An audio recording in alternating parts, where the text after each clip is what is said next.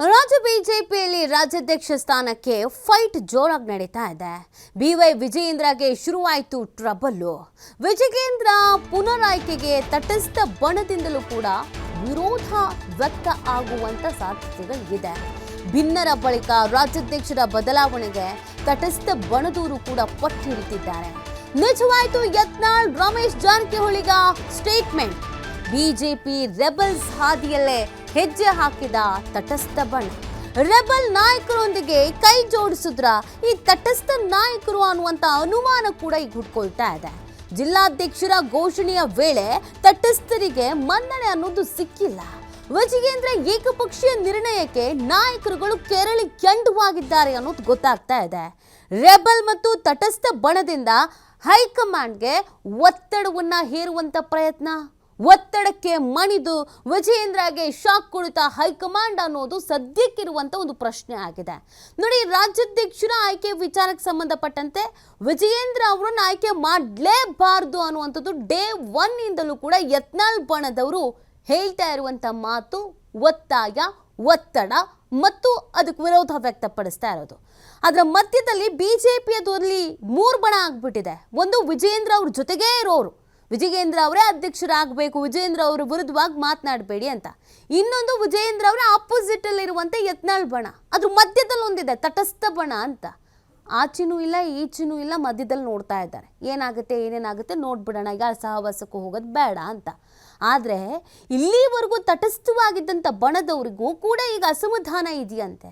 ಯಾವುದೇ ರೀತಿಯಾದಂಥ ಆಯ್ಕೆಗಳಾಗಿರ್ಬೋದು ಅಥವಾ ನಿರ್ಧಾರಗಳಾಗಿರ್ಬೋದು, ಇದರಲ್ಲಿ ವಿಜಯೇಂದ್ರ ಅವರು ಮಾತ್ರ ಡಿಸಿಷನನ್ನು ತೆಗೆದುಕೊಳ್ತಾರೆ, ನಮ್ಮನ್ನು ಪರಿಗಣಿಸೋದಿಲ್ಲ, ನಮ್ಮನ್ನು ಚರ್ಚೆಗೆ ಒಳಪಡಿಸ್ಕೊಳ್ಳೋದಿಲ್ಲ ಅನ್ನೋದೊಂದು ಅಸಮಾಧಾನ ಇದೆಯಂತೆ. ಈಗ ಬಿಜೆಪಿಯಲ್ಲಿ ಜಿಲ್ಲಾಧ್ಯಕ್ಷರ ನೇಮಕಗಳಾಯಿತು. ಈ ನೇಮಕದ ವಿಚಾರಕ್ಕೆ ಸಂಬಂಧಪಟ್ಟಂತೆ ಸಾಕಷ್ಟು ವಿರೋಧಗಳು ವ್ಯಕ್ತ ಆಗಿತ್ತು. ಹಾಗಾಗಿ ತಟಸ್ಥ ಬಣದವರು ಮತ್ತು ವಿರೋಧ ಬಣದವರು ಒಟ್ಟಿಗೆ ಹೈಕಮಾಂಡ್ಗೆ ಮನವಿ ಮಾಡಿಕೊಳ್ಳುವಂತ ಸಾಧ್ಯತೆ ಬಗ್ಗೆ ಚರ್ಚೆ ಆಗ್ತಿದೆ. ಈ ಬಗ್ಗೆ ಮತ್ತಷ್ಟು ಮಾಹಿತಿಯನ್ನು ನೀಡ್ತಾರೆ ನಮ್ಮ ಪ್ರತಿನಿಧಿ ರಾಕೇಶ್. ಇಲ್ಲಿವರೆಗೂ ವಿಜಯೇಂದ್ರ ವರ್ಸಸ್ ಯತ್ನಾಳ್ ಅನ್ನೋದನ್ನು ಕೇಳ್ತಾ ಇದ್ವಿ.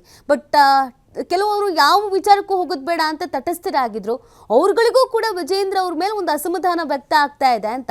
ಏನಾಗಬಹುದು ಬಿಜೆಪಿಯಲ್ಲಿ ಸದ್ಯದ ಬೆಳವಣಿಗೆ ಅಂತ? ನೀತಿ, ಬಿಜೆಪಿಯ ಬಣ ರಾಜಕಾರಣದ ಸ್ವರೂಪ ಬದಲಾಗ್ತಾ ಇದೆ. ಮೊನ್ನೆವರೆಗೂ ವಿಜಯೇಂದ್ರ ಮತ್ತು ಯತ್ನಾಳ್ ಬಣ ಅನ್ನುವಂಥದ್ದು ಪ್ರಮುಖವಾಗಿ ನೇರ ಸ್ಪರ್ಧೆಗೆ ನಿಂತಿದ್ದ ಬಣಗಳು. ಈಗ ಅದರ ಹೊರತಾಗಿ ತಟಸ್ಥ ಬಣವು ಅಂದ್ರೆ ಬಿಜೆಪಿಯ ಪಕ್ಷ ನಿಷ್ಠೆಯನ್ನು ಹೊಂದಿದಂತಹ ಈ 2 ಬಣಗಳಿಗೆ ಸೇರಿದಂತಹ ನಾಯಕರ ಗುಂಪೊಂದು ಈಗ ರಾಜ್ಯಾಧ್ಯಕ್ಷ ಚುನಾವಣೆ ಹೊತ್ತಿಗೆ ತನ್ನ ಉಮೇದುವಾರಿಕೆಯನ್ನು ಸಲ್ಲಿಸುವುದಕ್ಕೆ ಅಣಿಯಾಗ್ತಿದೆ ಅನ್ನುವಂತಹ ಮಾಹಿತಿ ಸಿಕ್ಕಿದೆ.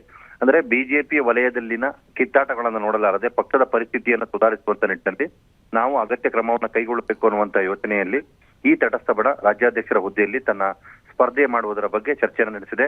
ಬಸವರಾಜ ಬೊಮ್ಮಾಯಿ ಅವರನ್ನು ಒಳಗೊಂಡಂತೆ ಈ ಹಿಂದೆ 4 ಬಾರಿ ಸಭೆಗಳನ್ನ ಮಾಡಿದಂತಹ ಈ ತಂಡದ ಸದಸ್ಯರು ಈಗ ಮತ್ತೊಮ್ಮೆ ರಾಜ್ಯಾಧ್ಯಕ್ಷರ ವಿಚಾರದಲ್ಲೂ ಕೂಡ ತಮ್ಮ ನಿಲುವೇನು ಅನ್ನೋದನ್ನ ಪ್ರದರ್ಶಿಸುವುದಕ್ಕೆ ಹೊರಟಿದ್ದಾರೆ ಅನ್ನುವಂತ ಮಾಹಿತಿ ಇದೆ. ಇಲ್ಲಿ ಇನ್ನೊಂದು ಅಚ್ಚರಿಯ ವಿಚಾರ ಏನು ಅಂದ್ರೆ, ತಟಸ್ಥ ಬಣದ ಸದಸ್ಯರುಗಳು ಬಿಜೆಪಿ ಭಿನ್ನರ ಬಣದ ನಾಯಕರ ಜೊತೆ ಸೌಹಾರ್ದಯುತವಾದಂತಹ ವಾತಾವರಣವನ್ನು ಹೊಂದಿಕೊಂಡಿದ್ದಾರೆ ಅನ್ನೋದು. ಯತ್ನಾಳ್ ಮತ್ತು ಬಸವರಾಜ ಬೊಮ್ಮಾಯಿ ಅವರು ಪಕ್ಷ ವಿರೋಧಿ ಲೆಕ್ಕಾಚಾರಗಳನ್ನು ಹೊರತುಪಡಿಸಿ ಉಳಿದಂತೆ ಒಂದೇ ವೇದಿಕೆಯನ್ನೇ ಹಂಚಿಕೊಂಡು ಪಕ್ಷವನ್ನು ಮುನ್ನಡೆಸಿದಂತ ನಾಯಕರಾಗಿರೋದ್ರಿಂದಾಗಿ ಯಡಿಯೂರಪ್ಪನವರ ವಿಚಾರದಲ್ಲಿ ಯತ್ನಾಳ್ ಅವರ ಅಭಿಪ್ರಾಯಗಳೇನೇ ಇದ್ರು ಕೂಡ ವಿಜಯೇಂದ್ರ ಅವರ ವಿಚಾರಕ್ಕೆ ಅದು ವ್ಯತಿರಿಕ್ತವಾಗಿದೆ. ಈ ಹಿನ್ನೆಲೆಯಲ್ಲಿ ಯಡಿಯೂರಪ್ಪನವರು ಮಗನ ರಕ್ಷಣೆಗೆ ಬಸವರಾಜ ಬೊಮ್ಮಾಯಿ ಅವರನ್ನ ಬಳಸ್ಕೊಳ್ಳೋದಕ್ಕೆ ಮುಂದಾಗ್ತಾ ಇದ್ರು ಅನ್ನುವಂತ ಗಂಭೀರ ಆರೋಪವನ್ನು ಅವರು ಮಾಡಿದ್ರು. ಈಗ ಅದಕ್ಕೆ ಪೂರಕ ಎನ್ನುವಂತ ವಾತಾವರಣದಲ್ಲಿ ಕೆಲವೊಂದು ಬಾರಿ ಸಭೆ ಸಮಾರಂಭಗಳಲ್ಲಿ ವಿಜಯೇಂದ್ರ ಪರವಾಗಿ ಬಸವರಾಜ ಬೊಮ್ಮಾಯಿ ಅವರು ಮಾತುಕತೆಯನ್ನು ಕೂಡ ಮಾಡಿದ್ರು. ಈಗ ಆ ಎಲ್ಲ ಕಾಲಘಟ್ಟಗಳು ಸರಿದು ಹೋಗಿ ತಟಸ್ಥ ಮತ್ತು ಭಿನ್ನರ ಬಳಗ ಒಂದಾಗುವಂತ ಸನ್ನಿವೇಶ ಬಂದಿದೆ.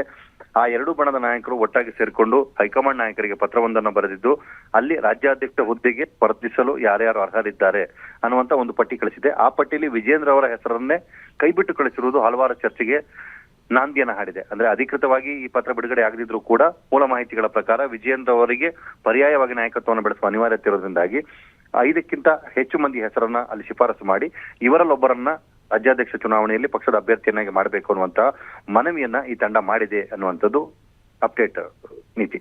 ಓಕೆ, ಥ್ಯಾಂಕ್ ಯು ರಾಕೇಶ್, ತಮ್ಮ ಡೀಟೇಲ್ಸ್ಗಾಗಿ.